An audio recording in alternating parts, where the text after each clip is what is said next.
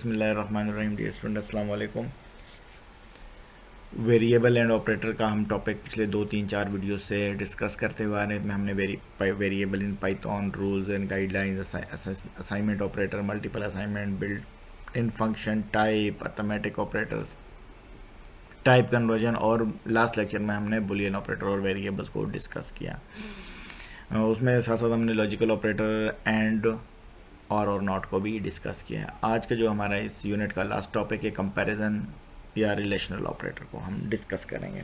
Last video में भी मैंने बताया था कि कंपैरिजन ऑपरेटर जो होते हैं या रिलेशनल ऑपरेटर 6 होते हैं: equal to, not equal to, less than, greater equal and less equal. ठीक है, ये 6 टाइप के ऑपरेटर होते हैं। हम एडिटर के ऊपर चलते हैं और एडिटर के ऊपर इसको डेमोस्ट्रेट करते हैं, आपको उसमें ज़्यादा क्लियरिटी होगी।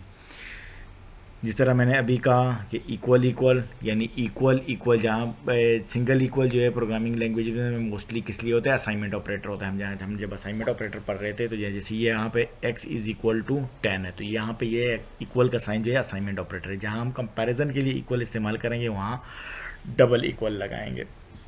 तो ये ऊपर हमने 2 वेरिएबल डिक्लेयर किए हुए हैं, x और y। एक x की वैल्यू 10 है और y की वैल्यू 20 है।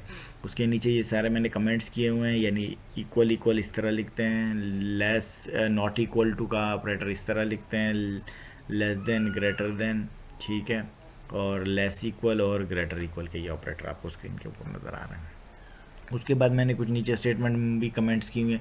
सिर्फ एक ही प्रिंट की स्टेटमेंट मैंने आपको वो जो है वो कमेंट्स में नहीं है, जो कि प्रोग्राम का हिस्सा है और एग्जीक्यूट होगी।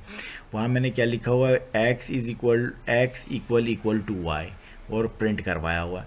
तो मैंने जब कहा कि लॉजिकल, पिछले लेक्चर में जब हम बुलियन ऑपरेटर पढ़ रहे थे, बुलियन ऑपरेटर एक्सप्रेशन की वैल्यू भी रिटर्न कर सकते हैं। तो ये वैल्यू जो है यहाँ पर x इक्वल टू y, ये एक वैल्यू रिटर्न करेगा। यहाँ पर x इक्वल टू y नहीं है, तो आपको नीचे स्क्रीन पर नज़र आ रहा होगा ये फॉल्स रिटर्न करा। मैं इसको दोबारा भी कंपाइल और रन करके देख लेता हूँ, दिखा देता हूँ आपको। नीचे क्या आ रहा है, फॉल्स आ रहा है। क्यों?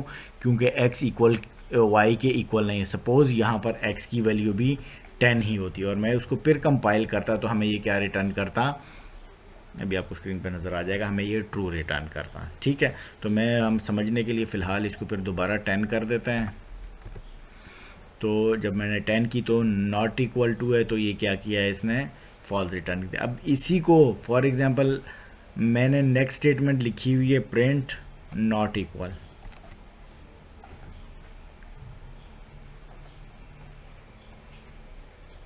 नॉट इक्वल प्रिंट स्टेटमेंट लिखी हुई है इसको।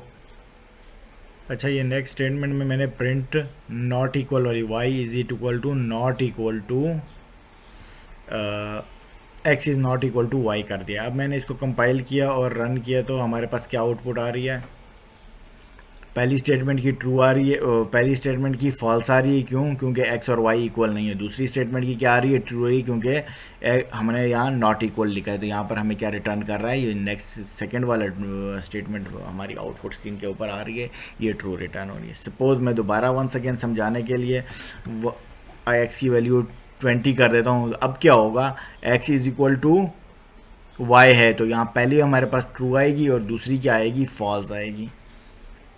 कंपाइल किया, रन किया तो हमारे पास पहली ट्रू आ गई और दूसरी वाली, क्योंकि यहाँ पर x और y की वैल्यू इक्वल कर दी है मैंने। थर्ड के लिए फिर मैं दोबारा वैल्यू चेंज कर देता हूँ। अब थर्ड स्टेटमेंट को जब मैं एक्टिवेट करता हूँ, उसी कमेंट ख़त्म करता हूँ, तो x is less than y। क्या x लेस देन y है, तो थर्ड भी हमारे पास यहाँ क्या आएगी, थर्ड भी हमारे पास स्टेटमेंट ट्रू आ गई, क्योंकि x की वैल्यू लेस देन y है। इसी तरह बाकी वैल्यूज़ को भी हम 1 बाई 1 करते हैं। x is greater than y, no, क्योंकि x is greater than y, तो फिर अगेन हमारे पास क्या वैल्यू स्क्रीन के ऊपर प्रिंट होके आएगा, देन फॉल्स प्रिंट होके आ गया। नेक्स्ट स्टेटमेंट क्या है, x इज़ लेस और इक्वल टू, लेस देन है, यस, इक्वल नहीं भी है तो लेस देन है। तो मैंने इसको दोबारा रन किया तो यहाँ पर क्या आएगा, आपके पास ये आ गया, ट्रू आ गया। ठीक है, इसी तरह लास्ट स्टेटमेंट को कर लेते हैं, हम कमेंट से ख़त्म करते हैं। तो लास्ट स्टेटमेंट में हमारे पास क्या है, x इज़ ग्रेटर और नहीं है, तो फिर लास्ट में हमारे पास आखिरी वाले ट्रू के बाद क्या आएगा, हमारे पास आखिरी वाले ट्रू के बाद आना चाहिए फॉल्स, मैंने इसको रन किया, आपके पास इसकी लास्ट वैल्यू फॉल्स आ गई। ठीक है, तो ये क्या है, हमारे कंपैरिजन ऑपरेटर हैं जो कि वो एक्स और वाई या जो भी वेरिएबल का हम कंपैरिजन करेंगे, एक्सप्रेशन का कंपैरिजन भी कर सकते हैं, तो उसके अगेंस्ट जो है वो कुछ वैल्यू रिटर्न करेगा। वो वैल्यू हमने प्रिंट स्टेटमेंट के अंदर प्रिंट कर, फिलहाल तो हमने इसको प्रिंट स्टेटमेंट के अंदर प्रिंट करवाई है, लेकिन जब हम लूप्स करेंगे, आइटरेटिव स्टेटमेंट्स करेंगे, उसके बाद कंडीशनल स्टेटमेंट इफ़ एल्स करेंगे, तो इन्हीं कंडीशंस की बेस के ऊपर, ट्रू फॉल्स की कंडीशन के ऊपर हमारा कोड एग्जीक्यूट होगा। हम स्टेप बाय स्टेप करते जाएंगे तो आपको स्टेप बाय स्टेप इसी तरह ये समझ आती जाएगी। ठीक है, यहाँ तक अगर किसी को कोई सवाल हो तो सवाल पूछ सकता है, आप अपने कंप्यूटर और लैपटॉप के ऊपर इसको ट्राई करें। फिर भी अगर कोई प्रॉब्लम है तो कमेंट सेशन में या व्हाट्सएप करके आप पता कर सकते हैं।